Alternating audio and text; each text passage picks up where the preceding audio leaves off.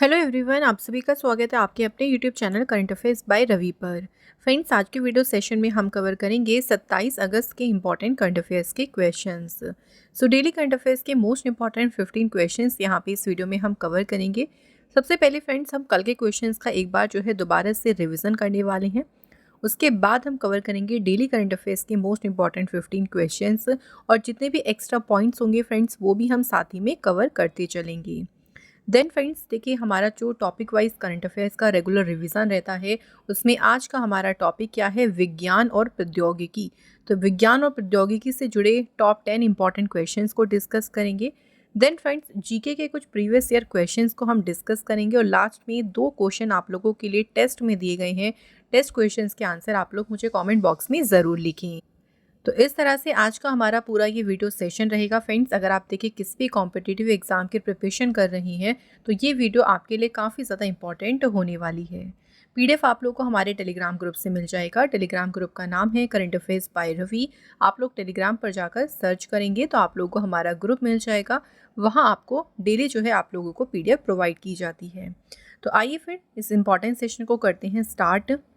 देखिए, सबसे पहला हम रिवीजन करेंगे कल के क्वेश्चंस का। तो पहला क्वेश्चन है, अगस्त 2024 में महिलाओं को वित्तीय रूप से सशक्त करने के लिए किस राज्य सरकार द्वारा सुभद्रा योजना शुरू की गई है?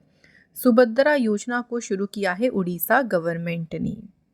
अगला क्वेश्चन, भारत सरकार ने किस देश को भारत स्वास्थ्य सहयोग हित और मैत्री, जो कि भीष्म क्यूब्स हैं, ये जो मोबाइल हॉस्पिटल है, इन्हें उपहार में देने की घोषणा करी है? तो ये मोबाइल हॉस्पिटल दिए हैं यूक्रेन देश को। अगस्त 2024 में कनाडा की खनन कंपनी लुकारा डायमंड ने 2492 कैरेट का एक विशाल हीरा कहाँ खोजा है? तो इस हीरे को खोजा है बोत्सवाना देश में। अगला क्वेश्चन है, अगस्त 2022 में प्रारंभिक बाल्यावस्था शिक्षा को बढ़ावा देने के लिए आरंभ कार्यक्रम किस राज्य सरकार के द्वारा शुरू किया गया? तो फ्रेंड्स, इसे पंजाब सरकार ने शुरू किया है। अगस्त 2024 में केंद्र सरकार ने एक नई पेंशन योजना यूनिफाइड पेंशन स्कीम की घोषणा करी। इस योजना को किस वर्ष लागू किया जाएगा? तो ये लागू होगी 2025 से। नेक्स्ट देखिए, नेगोशिएबल इंस्ट्रूमेंट एक्ट के मामले को संभालने के लिए देश के पहले डिजिटल कोर्ट का उद्घाटन कहाँ किया गया है? कोल्लम, केरल में। वर्ष 2024 में नेटॉल इंडियन कांग्रेस की 130वीं वर्षगांठ मनाई गई है। अच्छा, इसकी स्थापना कहाँ पे हुई थी बताना है। नेटॉल इंडियन कांग्रेस की स्थापना हुई थी दक्षिण अफ्रीका में। नेक्स्ट क्वेश्चन, किस देश ने अपना पहला पुनः प्रयोज्य hybrid rocket Rhumi first launch किया है? तो इस रॉकेट को भारत देश ने लॉन्च किया। भारत द्वारा किस वर्ष चंद्रयान 4 मिशन को लॉन्च किया जाएगा? तो प्लानिंग हो रही है चंद्रयान एक और मिशन लॉन्च करने की, और इस मिशन को लॉन्च किया जाएगा 2027 में। अगला क्वेश्चन है, अंडर 17 विश्व कुश्ती चैंपियनशिप 2024 में नेहा सांगवान ने कौन सा पदक जीता है? तो इन्होंने जीता है स्वर्ण पदक। नेक्स्ट क्वेश्चन देखिए, the scientist entrepreneur empowering millions of women नामक पुस्तक किसने लिखी है? तो इस पुस्तक के लेखक हैं कल्पना शंकर। ये कल्पना शंकर की ऑटोबायोग्राफी है। किस राज्य ने दक्षिण एशिया की सबसे ऊंची संरचना स्काईडेक परियोजना को बनाने की मंजूरी दे दी है? तो इसे दी है बेंगलुरु, कर्नाटक ने। विश्व वरिष्ठ नागरिक दिवस 2024 कब मनाया गया? तो ये दिवस 21 अगस्त को मनाया गया है। नेक्स्ट क्वेश्चन है, अगस्त 2024 में किस भारतीय प्रधानमंत्री ने 45 साल बाद पोलैंड की यात्रा की है? आंसर, नरेंद्र मोदी जी ने। नेक्स्ट क्वेश्चन, बिहार के गांधी नीतीश कुमार, ये जो पुस्तक है किसने लिखी है? तो इस पुस्तक को लिखा है अशोक चौधरी एंड श्यामबी चौधरी ने। ये हमारा देखिए क्विक रिवीजन हो गया कल के क्वेश्चंस का। अब फ्रेंड्स बात करते हैं देखिए आज के इंपॉर्टेंट करंट अफेयर्स के क्वेश्चन के बारे में।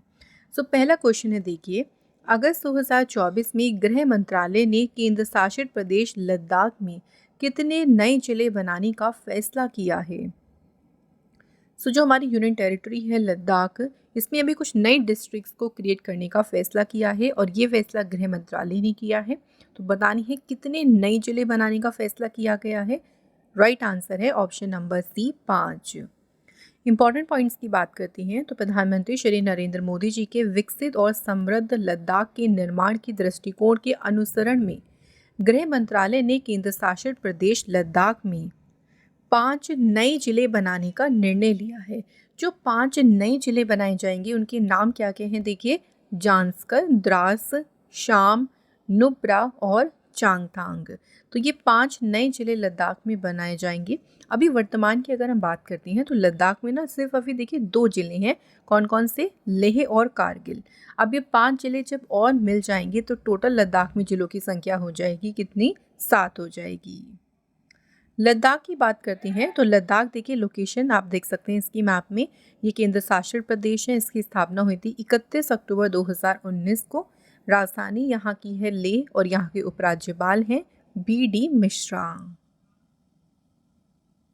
अगला क्वेश्चन है, अगस्त 2024 में प्रधानमंत्री नरेंद्र मोदी यूक्रेन की यात्रा करने वाले पहले प्रधानमंत्री बन गए हैं। ये पोलैंड की यात्रा की समाप्ति के बाद किस विशेष ट्रेन से यूक्रेन के दौरे पर पहुंचे थे? तो यहाँ हमें बताना है कि जो स्पेशल ट्रेन थी ना, उसका नाम बताना है। तो उस ट्रेन का नाम क्या है? Rail force 1। तो पोलैंड की यात्रा की समाप्ति के बाद नरेंद्र मोदी जी जो हैं रेल फोर्स 1 से जो है यूक्रेन के दौरे पर पहुंचे। तो आपको इस ट्रेन का नाम याद रखना है, रेल फोर्स 1। प्रधानमंत्री नरेंद्र मोदी जी 21 से 23 अगस्त 2024 तक पोलैंड और यूक्रेन की 2 देशों की यात्रा पर थे।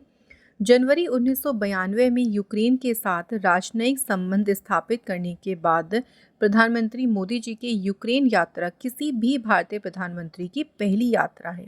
1992 से अब तक जी के कोई भी प्राइम मिनिस्टर यूक्रेन की यात्रा पर नहीं गए थे। उसके बाद अगर बात करें, प्रधानमंत्री मोदी जी गए, उनकी ये पहली जो है यात्रा है। प्राइम मिनिस्टर मोदी जी ने वहाँ पे देखिए 4 समझौते पर हस्ताक्षर भी किए हैं। वो कौन कौन से समझौते हैं?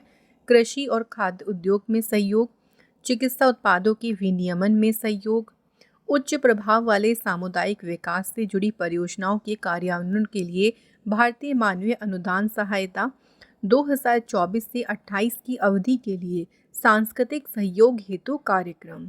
तो ये जो 4 समझौते हैं, ये मोदी जी ने जो है अपनी यात्रा के दौरान इन पर हस्ताक्षर किए हैं। अब जो यहाँ पे स्पेशल ट्रेन की बात हमने करी थी, रेल फोर्स 1, उसके बारे में कुछ इम्पॉर्टेंट पॉइंट देख लीजिए। रेल फोर्स 1 सरकारी स्वामित्व वाली यूक्रेनी रेलवे द्वारा चलाई जाने वाली एक स्पेशल ट्रेन है। इस राजसी ट्रेन को पर्यटकों को क्रीमिया ले जाने के लिए बनाया गया था, लेकिन 2014 में रूस द्वारा क्रीमिया पर कब्जा होने के बाद इसे बंद कर दिया गया था। फिर देखिए, फरवरी 2022 में रूस यूक्रेन युद्ध की शुरुआत के बाद से यूक्रेन के हवाई क्षेत्र के बंद होने के कारण ये ट्रेन जो है ये विदेशी गणमान्य व्यक्तियों के लिए यात्रा के पसंदीदा साधन के रूप में उभरी। फरवरी 2023 में जो बाइडेन की यूक्रेन यात्रा के बाद इस ट्रेन का नाम रखा गया था रेल फोर्स 1। अब यहाँ पे हमने बात करी है, बहुत बार हमने यूक्रेन देश की बात करी, तो चलिए इसके बारे में भी इम्पोर्टेंट पॉइंट देख लेते हैं। यूक्रेन जो है देखिए यूरोप में स्थित है। यहाँ की राजधानी कीव, मुद्रा है यहाँ की यूक्रेनी रुवीनिया और यहाँ के प्रधानमंत्री हैं डेनियल शियमहेल। अभी कल ही हमने यूक्रेन से भी एक इम्पॉर्टेंट देखिए डिस्कस किया था कि भारत सरकार ने जो भीष्म क्यूब हैं, 4 भीष्म क्यूब यूक्रेन को उपहार में देने की घोषणा करी। तो इसको भी आप लोग याद रखिएगा पॉइंट को। नेक्स्ट क्वेश्चन की बात करते हैं। अगस्त 2024 में किसे फिर से अगले 5 साल के लिए लोक जनशक्ति पार्टी का राष्ट्रीय अध्यक्ष चुना गया है? तो लोक जनशक्ति पार्टी के नेशनल प्रेसिडेंट के रूप में फिर से चुने गए हैं कौन? चिराग पासवान। चिराग पासवान अगले 5 सालों के लिए जो है इस पार्टी के अध्यक्ष के रूप में नियुक्त किए गए हैं। रांची में आयोजित लोजपा की राष्ट्रीय कार्यकारिणी की बैठक के दौरान सबकी सहमति से ये निर्णय लिया गया। वर्तमान में देखिए चिराग पासवान जो है ना खाद्य प्रसंस्करण उद्योग मंत्री हैं। अच्छा फ्रेंड्स, यहाँ बाकी ऑप्शंस की बात करें, जैसे नितिन गडकरी जी की बात करती हैं, तो नितिन गडकरी जी के पास कौन सा मंत्रालय है? तो इनके पास है सड़क परिवहन और राजमार्ग मंत्रालय। वही बात करते हैं फ्रेंड्स मनसुख मांडविया जी की। तो मनसुख मांडविया जी के पास कौन कौन से मंत्रालय है? तो इनके पास श्रम एवं रोजगार मंत्रालय है, साथ ही में युवा मामले और खेल मंत्रालय भी किसके पास में है? मनसुख मांडविया जी के पास। क्लियर है फ्रेंड्स तीनों क्वेश्चन? आइए बात करते हैं नेक्स्ट इंपॉर्टेंट क्वेश्चन की। अगला क्वेश्चन है, देखिए प्रधानमंत्री नरेंद्र मोदी जी ने कहाँ पर आयोजित एक समारोह में 11 लाख नई लखपति दीदियों को प्रमाण पत्र वितरित किए हैं। तो ये जो समारोह हुआ था ये कहाँ पर आयोजित हुआ था? ये समारोह हुआ था जलगांव, महाराष्ट्र में। तो प्रधानमंत्री नरेंद्र मोदी जी ने महाराष्ट्र के जलगांव में आयोजित एक समारोह में 11 लाख नई लखपति दीदियों को प्रमाण पत्र वितरित किए हैं। इस कार्यक्रम के दौरान प्रधानमंत्री जी ने 2500 करोड़ रुपए का सामुदायिक निवेश कोष को जारी किया, जिससे कि 4.3 लाख स्वयं सहायता समूहों के लगभग 48 लाख सदस्यों को लाभ मिलने की उम्मीद है। प्रधानमंत्री जी ने 5,000 करोड़ रुपए का बैंक ऋण भी जो है जारी किया है। अच्छा फ्रेंड्स, मैं आपको कुछ नरेंद्र मोदी जी से जो इम्पोर्टेंट न्यूज़ है ना उसको थोड़ा सा रिवाइज करा देती हूँ। चलिए बात करते हैं कुछ इम्पोर्टेंट न्यूज़ जो कि नरेंद्र मोदी जी से रिलेटेड हैं। पहली न्यूज़ से देखिए, प्राइम मिनिस्टर नरेंद्र मोदी जी ने नई दिल्ली में रायसीना डायलॉग को इनॉग्रेट किया था। और रायसीना डायलॉग का कौन सा संस्करण था? ये 9वां संस्करण। नेक्स्ट इंपॉर्टेंट न्यूज़ याद रखना है, प्राइम मिनिस्टर नरेंद्र मोदी जी ने सूरत डायमंड एक्सचेंज का भी उद्घाटन किया था। नरेंद्र मोदी जी पहले प्राइम मिनिस्टर बने थे जिसने तेजस जो लाइट कॉम्बैट एयरक्राफ्ट है इसको उड़ाया था। तो इसे उड़ाने वाले पहले प्रधानमंत्री बने नरेंद्र मोदी जी। प्राइम मिनिस्टर नरेंद्र मोदी जी ने मेरा युवा भारत नाम से प्लेटफॉर्म को एक लॉन्च किया था। इसके अलावा गुजरात की पहली हेरिटेज ट्रेन को हरी झंडी दिखाई थी नरेंद्र मोदी जी ने। हाल ही में फ्रेंड्स, जो नई दिल्ली में भारत मंडपम है ना, भारत मंडपम में भारत टेक्स 2024 का उद्घाटन भी किया था नरेंद्र मोदी जी ने। तो ये आप इम्पॉर्टेंट न्यूज़ याद रखिएगा मोदी जी से रिलेटेड। चलिए फ्रेंड्स, अब बात करते हैं अगले क्वेश्चन की। नेक्स्ट देखिए, हमारा इम्पॉर्टेंट क्वेश्चन है, ब्लैक होल फाइंडर एप्लीकेशन को किस देश ने लॉन्च किया है? तो ये एक एप्लीकेशन है ब्लैक होल फाइंडर, और इसे लॉन्च किया है किसने? नीदरलैंड कंट्री ने। सो जो खगोलविद हैं, जो रिसर्चर्स हैं, उन्होंने ब्लैक होल फाइंडर एप्लीकेशन को बनाया है, जो डच ब्लैक होल कंसोर्टियम द्वारा डिज़ाइन किया गया एक उपकरण है। इस एप्लीकेशन का मेन लक्ष्य क्या है? देखिए, लोगों को नई ब्लैक होल खोजने में मदद करना। 8 अलग अलग भाषाओं में ये एप्लीकेशन उपलब्ध है और दुनिया भर के लोगों के लिए काफ़ी ज़्यादा यूज़फुल भी होगी। इस एप्लीकेशन का उपयोग करके जो उपयोगकर्ता हैं वो ब्लैक होल की खोज में सक्रिय रूप से भाग ले सकती हैं और महत्वपूर्ण वैज्ञानिक अनुसंधान में भी अपना योगदान दे सकती हैं। नीदरलैंड देश की बात करें तो नीदरलैंड यूरोप में है, राजधानी यहाँ की है एम्स्टरडाम, मुद्रा है यहाँ की यूरो, और प्रधानमंत्री कौन है? Dick Schoof. अगला क्वेश्चन देखिए, किस देश ने सोशल मीडिया मंच टिकटॉक से प्रतिबंध हटाने की घोषणा करी है? तो ये अनाउंसमेंट करी है कौन सी कंट्री ने? नेपाल देश ने। तो नेपाल सरकार ने लोकप्रिय सोशल मीडिया मंच टिकटॉक पर प्रतिबंध कुछ शर्तों के साथ में हटा लिया है। सरकार द्वारा निर्धारित शर्तों का उद्देश्य पर्यटन को बढ़ावा देना, डिजिटल सुरक्षा और साक्षरता को बढ़ावा देना तथा सार्वजनिक शिक्षा को सूचना प्रौद्योगिकी पर आधारित बनाना है। नेपाल सरकार ने सामाजिक सद्भाव को बिगाड़ने के लिए जिम्मेदार ठहराते हुए टिकटॉक पर पिछले साल 12 नवंबर को प्रतिबंध लगाया था। लेकिन अभी भी उन्होंने जो ये प्रतिबंध हटाया है ना, उसके लिए उन्होंने कुछ शर्तें रखी है और उन्हीं शर्तों के साथ में इस प्रतिबंध को हटाया गया है। नेपाल देश की बात करें तो नेपाल एशिया में लोकेटेड है, भारत का पड़ोसी देश भी है। राजधानी यहाँ की है काठमांडू, मुद्रा है यहाँ की नेपाली रुपया, प्राइम मिनिस्टर हैं केपी शर्मा ओली और राष्ट्रपति हैं रामचंद्र पौडेल। विश्व की सबसे जो ऊंची चोटी है माउंट एवरेस्ट, ये लोकेटेड है कहाँ पे? नेपाल देश में। और नेपाल देश में माउंट एवरेस्ट को सागर माथा के नाम से जाना जाता है, ये पॉइंट याद रखिएगा। अगला क्वेश्चन है, वर्ष 2024 में कब मदर टेरेसा की 114वीं जयंती मनाई गई है? हमें ये पॉइंट भी याद रखना है कि इस बार 2024 में मदर टेरेसा जी की कौन सी जयंती मनाई गई? 114वीं। अब कौन से दिन मनाई गई है? तो वो दिन कौन सा है? 26 अगस्त। 26 अगस्त 2024 को मदर टेरेसा जी की 114वीं जयंती मनाई गई है। मदर टेरेसा जी का जन्म 26 अगस्त 1910 को अल्बानिया में हुआ था। मदर टेरेसा को मानवता के प्रति उनकी निस्वार्थ सेवा के लिए विश्व स्तर पर पहचाना जाता है। 1950 में देखिए मदर टेरेसा ने कोलकाता में मिशनरीज ऑफ चैरिटी की स्थापना की थी, जो एक धार्मिक मंडली थी जो सबसे गरीब लोगों की सेवा करने के लिए समर्पित थी। मदर टेरेसा जी को कुछ इंपॉर्टेंट देखिए पुरस्कार भी मिले हैं, जो कि हमें याद रखनी है कौन कौन से वर्ष में इन्हें वो पुरस्कार मिले। जैसे 1900 बात करें 1979 की, तो उस ईयर में इन्हें नोबेल शांति पुरस्कार मिला था। 1980 में इन्हें भारत रत्न से सम्मानित किया गया था। ये दोनों ही इम्पॉर्टेंट अवार्ड से इनके आप लोग ईयर्स भी याद रखिएगा। 1985 में प्रेसिडेंशियल मेडल ऑफ फ्रीडम से इनको सम्मानित किया गया था और 1996 में मानद अमेरिकी नागरिकता मिली थी। मदर टेरेसा जी की बात करें तो इनका निधन कब हुआ था, देखिए 5 सितंबर 1997 को मदर टेरेसा जी का निधन हो गया था, जिस दिन को अंतर्राष्ट्रीय दान दिवस के रूप में मनाया जाता है। क्लियर हो गए सारे पॉइंट्स देखिए हमने क्लियर करे हैं। जो भी मदर टेरेसा से रिलेटेड इंपॉर्टेंट पॉइंट्स हो सकते हैं वो सब हमने यहाँ पे कवर कर लिए। अगला क्वेश्चन देखिए, कैबिनेट ने विज्ञान और प्रौद्योगिकी विभाग के तहत एकीकृत विज्ञान धारा योजना के लिए कितने बजट की मंजूरी दी है? तो इसके लिए जो बजट रखा गया है ना वो है कितना 10,579 करोड़ रुपए का बजट रखा है विज्ञान धारा योजना के लिए। तो केंद्रीय मंत्रिमंडल ने जो है विज्ञान और प्रौद्योगिकी विभाग के तहत एकीकृत विज्ञान धारा योजना को मंजूरी दी, जिसमें भारत के विज्ञान प्रौद्योगिकी और नवाचार पारिस्थितिकी तंत्र को मजबूत करने और दक्षता बढ़ाने के लिए 3 मौजूदा योजनाओं को विलय किया गया है। इस योजना का देखिए मेन उद्देश्य क्या है? विज्ञान धारा जो है ना, इसका उद्देश्य है भारत में विज्ञान प्रौद्योगिकी और नवाचार पारिस्थितिकी जो तंत्र है उसको मजबूत करना ही इसका उद्देश्य है।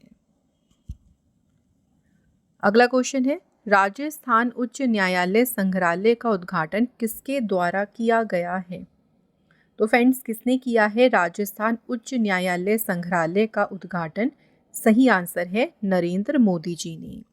कुछ इंपॉर्टेंट पॉइंट्स की बात करते हैं तो प्रधानमंत्री नरेंद्र मोदी जी ने राजस्थान के जोधपुर में राजस्थान उच्च न्यायालय के प्लैटिनम जुबली कार्यक्रम के समापन समारोह को संबोधित किया।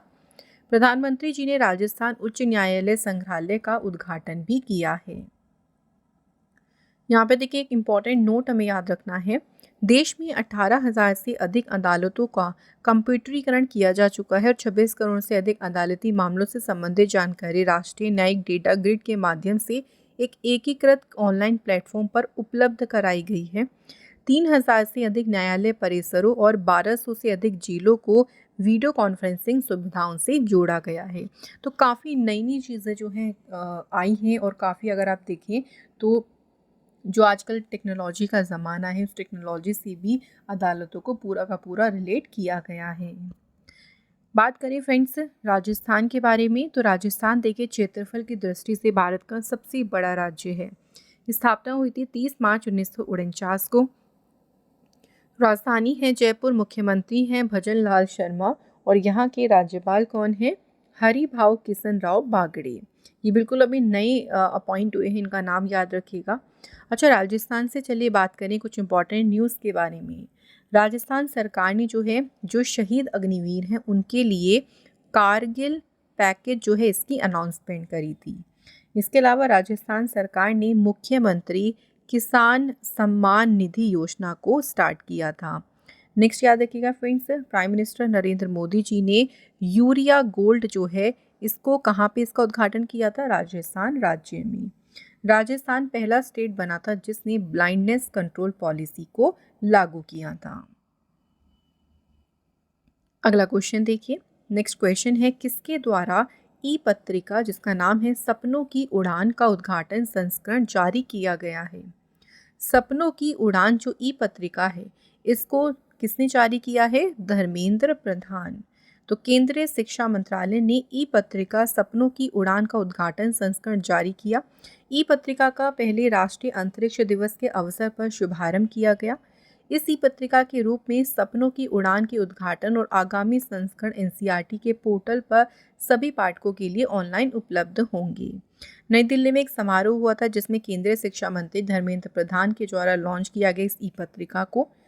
उद्घाटन सपनों की उड़ान ई पत्रिका का विषय क्या है? अंतरिक्ष। उद्घाटन संस्करण में प्रकाशित सभी लेख, जो कविताएं हैं इसमें, आदि अंतरिक्ष और इसरो का जो चंद्रयान मिशन है उससे संबंधित है। अगला क्वेश्चन है, केंद्रीय संचार मंत्रालय के तहत डाक विभाग ने देश के छात्रों के बीच टिकटों में अनुसंधान और छात्रवृत्ति को बढ़ावा देने के लिए कौन सी योजना शुरू की है? तो अभी केंद्रीय संचार मंत्रालय ने एक योजना शुरू करी है जिसे नाम दिया है दीनदयाल स्पर्श योजना। आप लोगों से ये भी पूछ सकते हैं कि दीनदयाल स्पर्श योजना को किस मंत्रालय ने शुरू किया है? केंद्रीय संचार मंत्रालय ने। इस योजना के बारे में बात करें तो ये एक अखिल भारतीय योजना है जो किसी मान्यता प्राप्त स्कूल के 6ठी, 7वीं, 8वीं और 9वीं कक्षा के छात्रों के लिए खुली है। छात्रवृत्ति के लिए केवल उन छात्रों का चयन किया जाएगा जो किसी फ्लेटली क्लब के सदस्य हैं या जिनके पास फ्लेटली जमा खाता है। छात्रवृत्ति के रूप में 6,000 रुपये प्रतिवर्ष है और इसका भुगतान त्रैमासिक किया जाएगा, यानी 3-3 महीने में इसका भुगतान किया जाएगा। फ्लेटली का तात्पर्य है डाक टिकटों के संग्रह और अध्ययन से है। संचार मंत्रालय की बात आई है तो अगर बात करें वर्तमान में संचार मंत्री कौन है? ज्योतिरादित्य एम सिंधिया। अगला क्वेश्चन, अगस्त 2024 में मध्य प्रदेश, छत्तीसगढ़, राजस्थान, गुजरात और महाराष्ट्र के 9 क्षेत्रीय ग्रामीण बैंकों के प्रदर्शन की समीक्षा के लिए बैठक कहाँ आयोजित की गई? तो इस बैठक का आयोजन कहाँ पे किया गया है? उदयपुर, राजस्थान में। राजस्थान के उदयपुर में 5 राज्यों में कार्यरत जो 9 क्षेत्रीय ग्रामीण बैंक हैं उनकी एक बैठक आयोजित की गई थी। इस बैठक में मध्य प्रदेश, छत्तीसगढ़, राजस्थान, गुजरात और महाराष्ट्र में जो 9 क्षेत्रीय ग्रामीण बैंक हैं उनके प्रदर्शन की समीक्षा की गई। क्षेत्रीय ग्रामीण बैंक होती क्या है? तो क्षेत्रीय ग्रामीण बैंक जो है, देखिए इसके बारे में बात करें तो एम नरसिम्हा की अध्यक्षता में ग्रामीण बैंकों पर कार्य समूह की सिफारिश के बाद 1975 में भारत में क्षेत्रीय ग्रामीण बैंकों की स्थापना की गई थी ताकि ग्रामीण क्षेत्र में जो लोग हैं ना वो बैंकिंग सुविधाएं उनको भी दी जा सके और उनको सस्ता ऋण प्रदान किया जा सके। तो इसी के लिए क्षेत्रीय ग्रामीण बैंक की स्थापना की गई थी। राजस्थान राज्य की बात करें, 30 मार्च 1949 को स्थापना हुई। जयपुर है राजधानी। मुख्यमंत्री भजनलाल शर्मा है। राज्यपाल हैं हरिभाऊ किशन राव बागड़ी। अगला क्वेश्चन देखिए, किस राज्य ने महिला पुलिस कर्मियों को 1 साल का मातृत्व अवकाश देने की घोषणा करी है? तो 1 साल की उनको मैटरनिटी लीव दी जाएगी महिला पुलिस को, और ये अनाउंसमेंट करी है किसने? तमिलनाडु सरकार ने। तमिलनाडु के जो मुख्यमंत्री हैं एम के स्टालिन, उन्होंने घोषणा करी है कि राज्य में जो महिला पुलिसकर्मी हैं उनको 1 साल का मातृत्व अवकाश दिया जाएगा। चेन्नई के राज थरिंतम स्टेडियम में मेधावी पुलिस अधिकारियों और कर्मियों को राष्ट्रपति पदक, केंद्रीय गृह मंत्री पदक और तमिलनाडु के मुख्यमंत्री पदक प्रदान किए गए। इसके अतिरिक्त महिलाओं और बच्चों के खिलाफ अपराधों से निपटने के लिए महिला पुलिस के पेशेवर कौशल को बढ़ाया जाएगा ताकि वे साइबर अपराधों से निपट सकें। बात यहाँ पे तमिलनाडु राज्य की कर लेते हैं। तमिलनाडु की स्थापना हुई थी 1 नवंबर 1856 को। राजधानी चेन्नई है। मुख्यमंत्री एम के स्टालिन है और राज्यपाल है यहाँ के RN रवि। अगला क्वेश्चन देखिए, किस भारतीय खिलाड़ी ने अंडर 15 जूनियर चैंपियनशिप 2024 का महिला एकल खिताब जीता है? तो वुमेन्स सिंगल टाइटल बताना है किसने जीता है? ये जीता है तन्वी पात्री ने। भारत की शीर्ष जूनियर बैडमिंटन खिलाड़ी तन्वी पात्री ने चीन के चेंगदू में जो एशिया अंडर 17 और अंडर 15 जूनियर चैंपियनशिप हुई है ना, उसमें अंडर 15 महिला एकल का इन्होंने खिताब जीता है। फाइनल में इन्होंने वियतनाम की जो इनकी ओपोनेंट थी उनको हराया था। तन्वी पात्रा बिलोंग करती हैं भारत के उड़ीसा राज्य से। अच्छा, इस चैंपियनशिप की बात करें तो चैंपियनशिप कहाँ आयोजित की गई? चेंगदू, चीन में इसका आयोजन किया गया है। अगला क्वेश्चन देखिए, भारत सिंगापुर मंत्री स्तरीय गोलमेज सम्मेलन का दूसरा दौर कहाँ आयोजित किया जाएगा?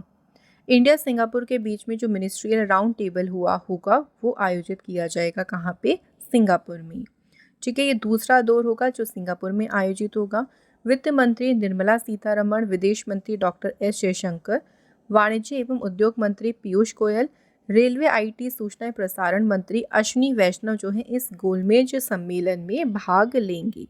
अगर हम इसका कहीं पहली दौर की बात करें तो इसकी जो पहली बैठक थी ना वो सितंबर 2022 में कहाँ पे हुई थी? नई दिल्ली में।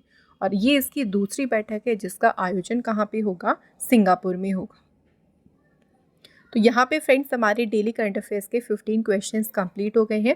अब फ्रेंड्स चलिए डिस्कस करते हैं टॉपिक वाइज करंट अफेयर्स के बारे में। आज का देखिए हमारा टॉपिक है विज्ञान और प्रौद्योगिकी से जुड़े टॉप 10 क्वेश्चंस। पहला क्वेश्चन है, अगस्त 2024 में आजीवन उपलब्धि के लिए राष्ट्रीय भूविज्ञान पुरस्कार 2023 से किसे सम्मानित किया गया है? तो ये पुरस्कार दिया गया है धीरज मोहन बनर्जी को।